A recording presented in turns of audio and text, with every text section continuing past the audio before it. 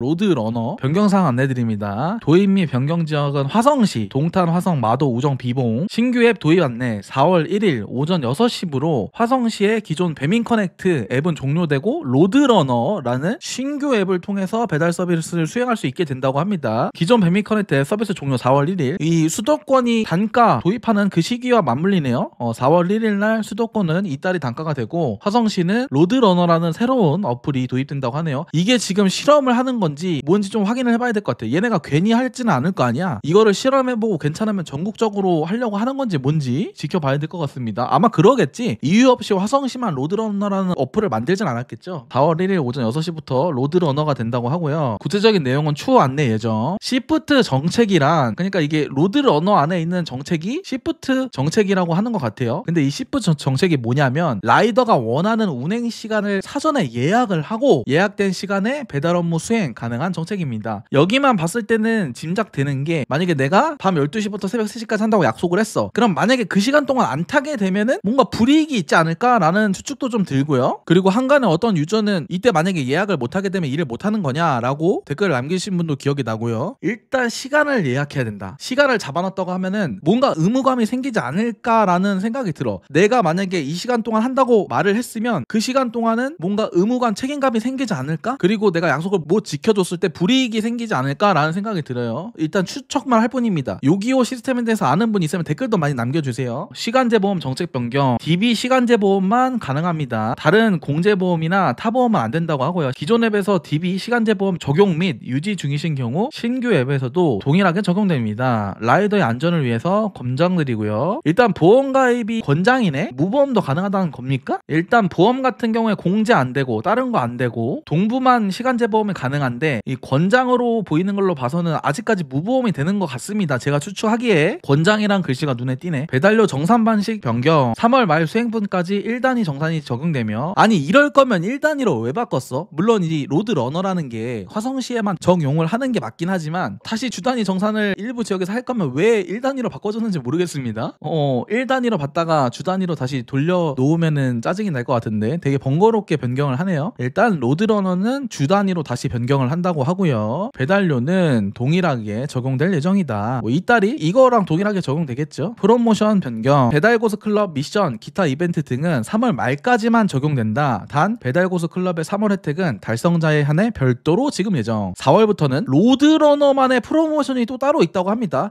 로드러너가 시간을 잡아놓고 그 시간 동안 하는 걸 말하는 거잖아. 그래가지고 그 시간 안에 뭐 수락률이라든지 아니면 목표 콜 양이라든지 시간 제한이라든지, 그러니까 시간 제한이라고 하는 거는 내가 약속한 시간을 다 채웠냐, 그런 부분에 대한 프로모션이 생길 수 있겠죠. 근데 내가 느끼기에는 수락률은 거의 무조건 있지 않을까라는 생각이 들긴 해. 추정인데. 그리고 그거 예전에 수익보장 프로모션 했었잖아요. 비슷한 식으로 가지 않을까? 그럴 수도 있겠고. 수익보장 프로모션이 뭐냐면, 제가 기억나는 것만 생각해보자면, 예를 들어서 3시간 동안 수익보장 8만원 해주겠다 하면 3시간 동안 라이더가 신규 배차 오프 안 하고 온만 하고 오토바이로 운행하면서 수락률 80인가 90 달성하고 시간당 1시간 한 콜 이상 뺐을 때 그 3시간 보상 금액을, 배달료를 8만원으로 보상해주는 거. 그러니까 3시간 동안 6만원 하면 2만원을 더 줘서 8만원 만들어주는, 이런 식으로 수익보장 프로모션이 있었는데, 거기 독특한 게 신규 배차를 끄지 않는 조건, 그리고 1시간에 한 콜 이상 하는 거, 그리고 수락률, 이 정도 눈에 띄는 게 있었죠. 그런 거와 마찬가지로 여기에도 오프를 하지 않고, 그러니까 신규 배차를 끄지 않고 시간당 콜을 좀 빼고 수락률을 관리하게 하는, 이런 게 적용될 수도 있을 것 같다는 추측이 들긴 하네요. 프로모션에 4월 때 별개의 프로모션이 적용된다. 이미 해놓은 거는 달성자에 한해서 리워드 지급한다고 하고요. 자, 여기까지 이렇게 공지가 올라왔네요. 이젠 베커를 없애려고 하네. 그러게요. 순차적으로 적용을 하려는 건가? 화성이 시범 대상인가 봅니다. 헐, 동탄이 포함이네요. 아깐 없던 것 같은데 화성시 전부인 듯 합니다. 동탄에 콜 많을 텐데 부업은 하지 말란 소리군요. 사업 접으려나. 글쎄요, 부업도 시간을 잡아놓고 하면 되지 않나라는 생각이 들어요, 저는. 자, 역시 베커 죽이기를 하는군요. 테스트 지역에 선발된 것 같은데요. 잘 돌아가면 전국 확대 되겠죠.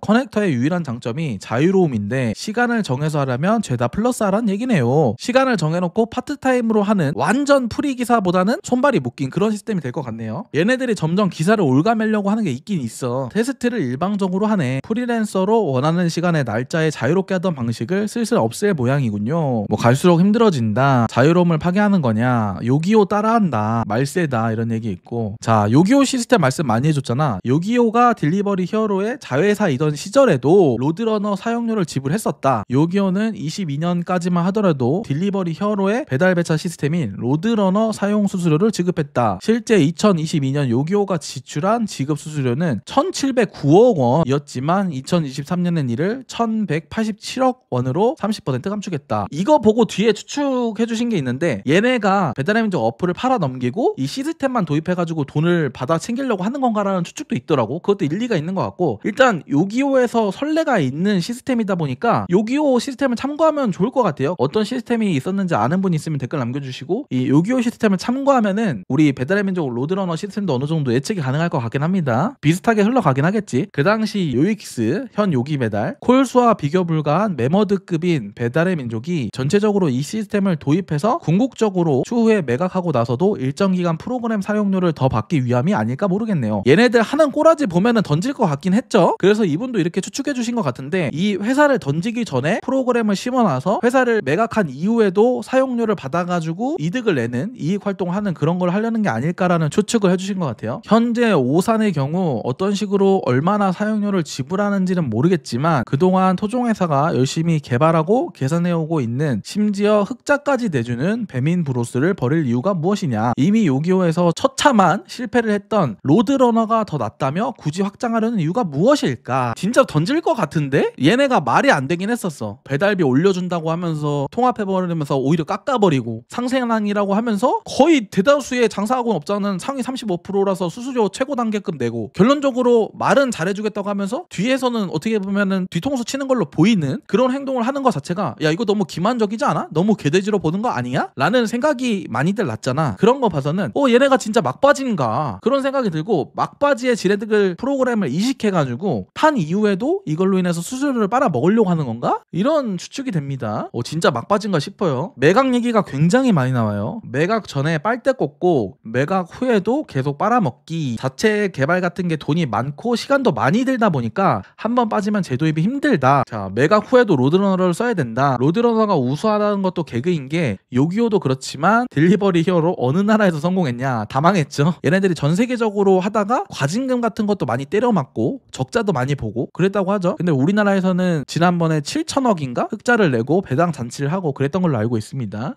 이런 식으로 뜨고 있다고 합니다. 화성시에서 하시는 분 같은데 배민커넥트 카카오톡에 이렇게 떴다고 해요. 로드러너 시간제 보험, 동부겠죠. 동부만 가능하다고 했으니까. 이런 식으로 협력사 여기도 날라오기 시작했고요. 가만히 있어봐. 협력사라고 하면 배풀이잖아. 배민 커넥터만 바뀌는 게 아니라 협력사 플랫폼 변경이라고 하면은 배풀밖에 없잖아. 협력사가. 배달의 민족 협력사면 배풀이지 뭐. 아니면 1대 위탁을 얘기하는 건가? 아무튼 협력사 플랫폼 또한 로드러너로 바뀐다. 이렇게 안내가 왔고, 어플엔 이미 로드러너 시간제 보험이 떴고요. 런치기 전에 한탕 튀려고 저러는 거예요. 한탕을 친다기보다는 런치고 나서도 피를 빨려고, 자기네들 프로그램을 써야 계속 사용료를 받을 거 아니에요.